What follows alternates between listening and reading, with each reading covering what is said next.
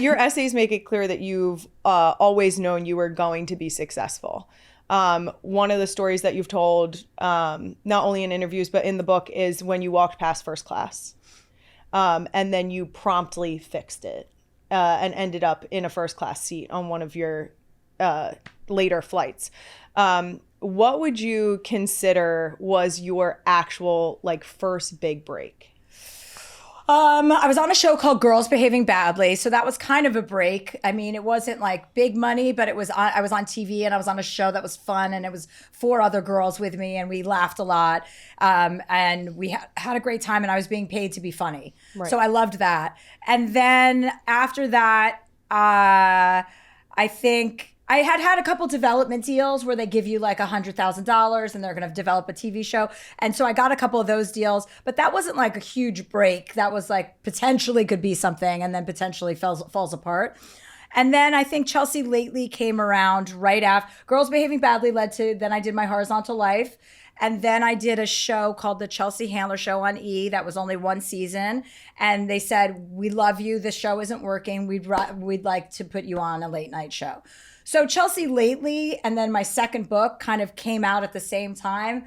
And then that became the big thing. That became when people started to know who I was.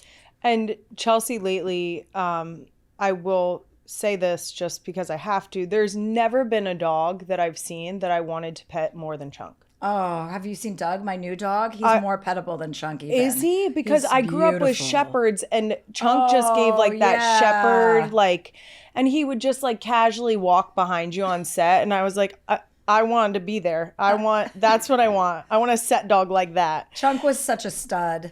Chunk once jumped out of a helicopter after me. I fell out of a helicopter once. By accident. I was tipsy at the time.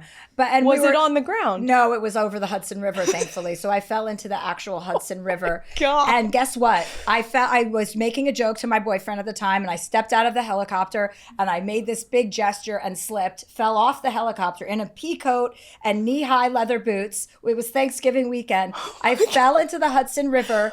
And I was panicking because I was like, oh, it's so cold. It was November. Takes your breath away. And I'm like, oh, and I start swimming and paddling in this big pea coat that I had. And then my foot kicked the ground and I realized I was only in 2 feet of water swimming like an asshole.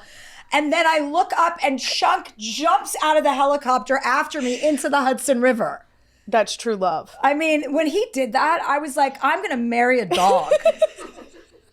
I couldn't believe the commitment and the love. It was so unbesmirched love, so pure. I loved that dog so much. Yeah, you could tell. Yeah. And he knew, I think. Yeah. He was my first rescue, so he made me a mother. Yes. And now I've had, I don't know how many rescues in my life, but he was regal. All chow mixes, right? Yeah, I love chows. Yeah. Yeah, they have an attitude. I like that.